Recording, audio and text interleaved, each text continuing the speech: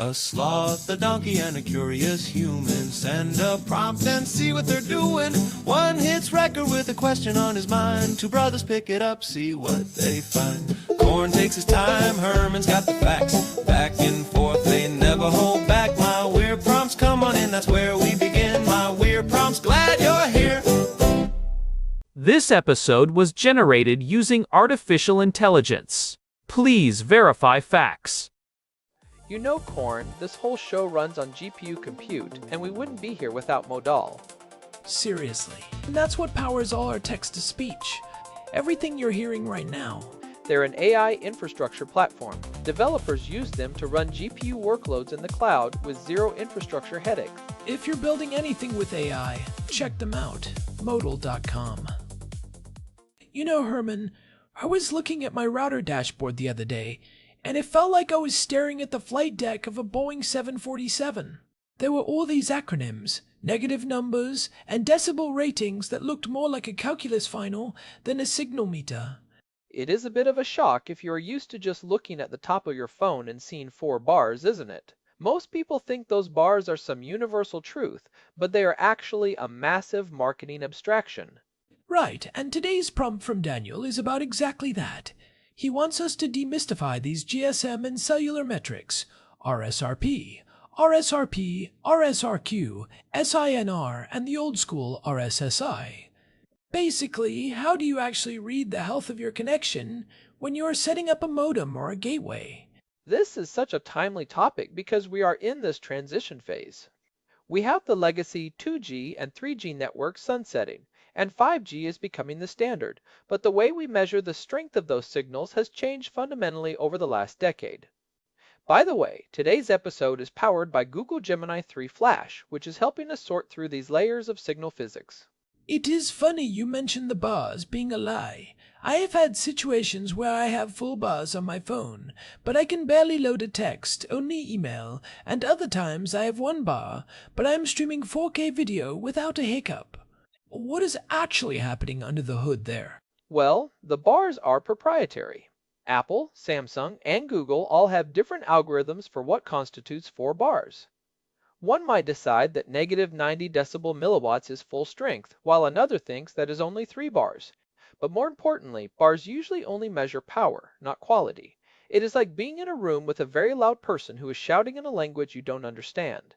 The volume is high, that is your signal strength, but the information transfer is 0 because the quality is terrible.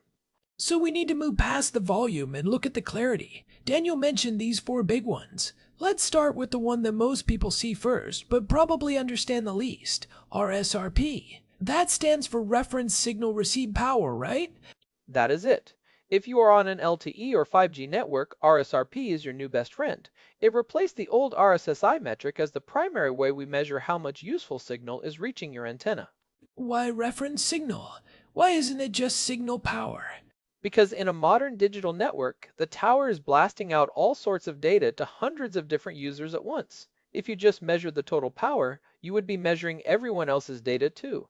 RSRP specifically looks at the power of the pilot, or reference signals, that the tower sends out just for synchronization.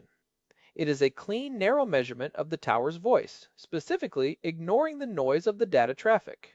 And this is measured in dBm, or decibel milliwatts.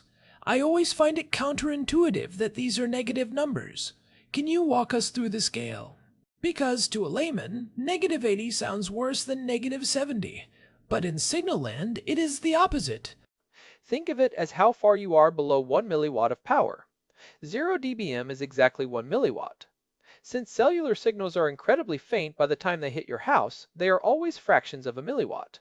Negative 70 dBm is actually a very strong signal. It is excellent. If you are seeing negative 80 to negative 90, you are in the good range. Once you hit negative 100, you are starting to lose stability. And if you see negative 120, you are basically holding a brick. What I find wild is the logarithmic nature of this. You mentioned that a 3 decibel change is a doubling or halving of power. So, the difference between negative 80 and negative 70 isn't just 10 units better. It is actually 10 times the power. Well, not exactly. I mean, you've hit the nail on the head. Every 3 decibels is a factor of 2, So 10 decibels is a factor of 10. If you move your antenna and your RSRP goes from -90 to -80, you haven't just made a small adjustment. You have increased the usable power hitting your modem by 10 times. That is why small movements in antenna placement can have such a massive impact on your connection stability. But here's the catch, and I think this is where people get frustrated. I have seen setups with a great RSRP of -75, which should be rock solid, but the speeds are still pathetic. That brings us to the second metric, RSRQ, or Reference Signal Received Quality. This is where the loud room analogy really pays off. RSRQ is a ratio. It is looking at the RSRP, that useful pilot signal, and comparing it to the total power being received, including all the interference and noise. It tells us how clean that signal is. So, if RSRP is the volume of the person speaking to you, RSRQ is how much other people in the room are talking at the same time. Pretty much. If you have a strong RSRP but a terrible RSRQ, it means your modem is hearing the tower loudly, but it is also hearing a lot of other junk. That junk could be interference from another cell tower on the same frequency, or it could be electronic noise from a microwave or a poorly shielded power supply in your house. What does the scale look like for RSRQ? These are also negative, but the numbers are much smaller, right? Right. We are looking at a much tighter range. Usually, -6 to -10 decibels is considered excellent. If you are seeing -15 to -20, you are in trouble. At -20, your modem is struggling to tell the difference between a data packet and background static. This is when you see latency spikes or jitter. Your download might start fast, then stall, then jump again. That is the modem constantly asking the tower to repeat that last sentence because the quality was too low to decode it. I had a buddy who lived in a rural area, and he spent a fortune on a high-gain directional antenna. He pointed it right at the tower and got his RSRP up to -80, which he thought was a win. But his speeds didn't improve. It turned out that because he was using a cheap, unshielded cable, he was picking up so much interference that his RSRQ was bottoming out at -18. He had volume, but no clarity. That is a classic mistake. People think more power equals more speed, but in the digital world, cleaner signal equals more speed. That brings us to the king of all metrics, the one that truly dictates how fast your internet is going to be, SINR. Signal to interference plus noise ratio. This is the one that is usually a positive number, right? Whenever I see a high positive number on SINR, I know I am in for a good time. SINR is the raw math of your link quality. It is basically the SNR, or signal to noise ratio, but it explicitly includes interference from other towers. If your SINR is above 20 decibels, you're in the gold medal territory. That means the signal you want is 100 times stronger than all the noise and interference combined. And this is what actually determines the MCS, the modulation and coding scheme. I know we have talked about this before, but that is the gear the modem shifts into, right?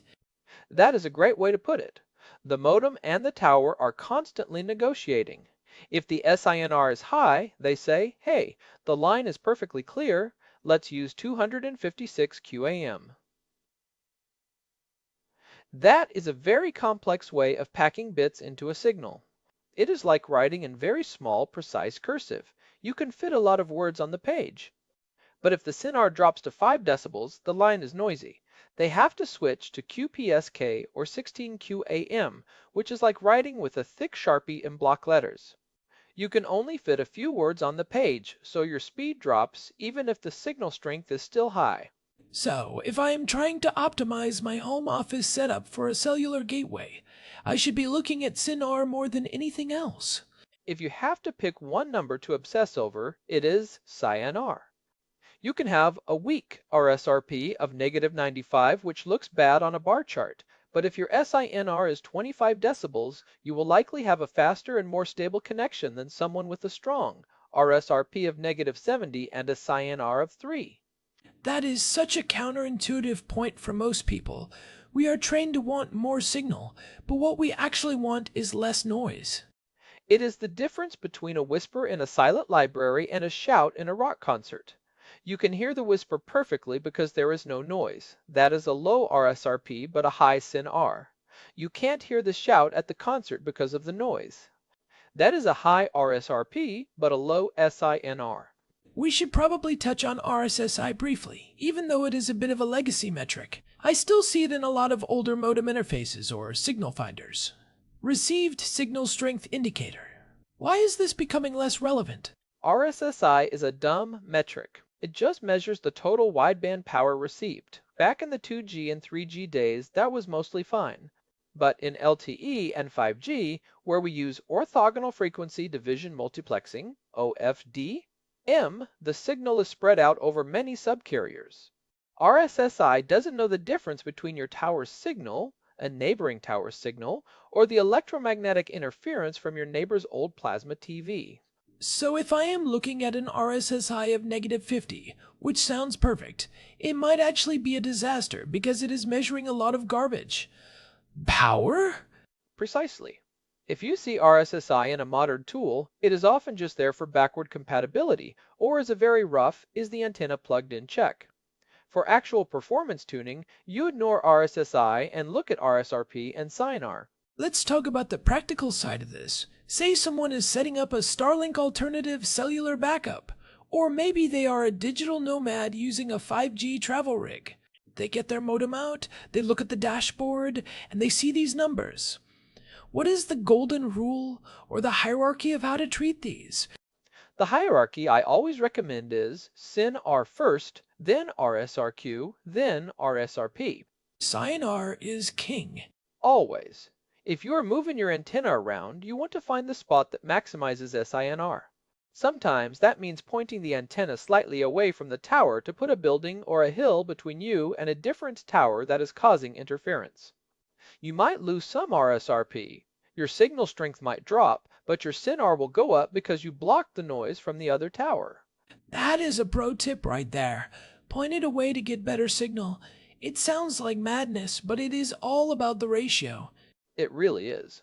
And the second step is looking at RSRQ to check for congestion. If your SINR is okay, but your RSRQ is dancing around wildly, that often indicates that the tower itself is overloaded.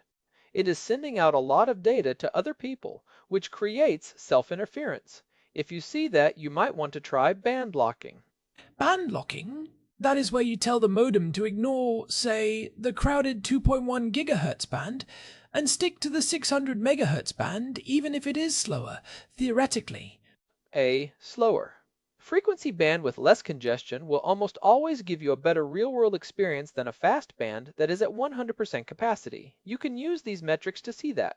If you switch bands and your SINR jumps from 3 to 15, you have found your winner, regardless of what the bars say. I also want to talk about upload versus download. This is a common frustration Daniel mentioned in the notes. People get great download speeds, but their Zoom calls are dropping because the upload is non-existent. How do these metrics explain that? This is the big ear, small mouth problem. Your cellular gateway usually has a much larger antenna and more processing power than the tower's receiver has for you. Or rather, the tower is blasting out hundreds of watts of power, while your little modem is only allowed to broadcast at a fraction of a watt. So the modem can hear the tower perfectly high RSRP, but the tower can't hear the modem. Your dashboard's RSRP is measuring what the modem is hearing. It doesn't tell you how well the tower is hearing you. If you have a great RSRP but terrible upload, it means your mouth isn't loud enough. This is where you need a better uplink antenna, usually a directional one, to focus your modem's tiny voice right at the tower. It is like trying to have a conversation across a canyon. You can hear the guy with the megaphone on the other side just fine, but unless you have a megaphone of your own, he isn't going to hear a word you say. And you can actually diagnose this by looking at the transmit power metric if your modem shows it. If your modem is constantly at max transmit power, usually around 23 dBm, but your speeds are low, it means it is shouting as loud as it can and still not being heard. This brings up an interesting point about 5G. Standalone versus non-standalone. We are seeing a lot of fake 5G where the phone shows a 5G icon, but it is actually using an LTE anchor for the control signals. How do the metrics change there? Oh, that is a mess for most users. In non-standalone NSA, your device is actually connected to two different radios at once. You will have an LTE RSRP and a 5G RSRP. Often, your slow 5G is actually caused by a congested LTE anchor. If you have a modem that lets you see both, you might notice that your LTE SINR is terrible, which is dragging down the whole connection, even if the 5G signal is pristine. So the 5G is only as good as the 4G it is piggybacking on. In NSA mode, yes. That is why everyone is excited about 5G standalone, SA, where it is 5G all the way through. The metrics become much cleaner because you are only looking at one set of numbers for one radio technology. Let's talk about tools for a second. If someone is listening to this and they want to go beyond the basic web interface of their T-Mobile or Verizon home internet box, what should they be looking for? I know you mentioned AT commands earlier. If you are a real nerd about this, you want a modem that gives you access to the AT command interface. Commands like AT G statues on Sierra wireless modems or similar commands on Quectel modules will give you a raw dump of every subcarrier, every band, and the exact RSRP and SINR for each one. For the less terminal inclined, there are apps like LTE H Monitor for Windows or various signal testing apps for Android that can pull this data via the modem's API. Right? And if you are on an iPhone, you can use the field test mode by dialing star 3001U 12345D star in the phone app. It is a hidden menu that shows you the raw RSRP and SINR of the tower you are currently connected to. It is much more useful than the bars when you are trying to find the sweet spot in your house for a router.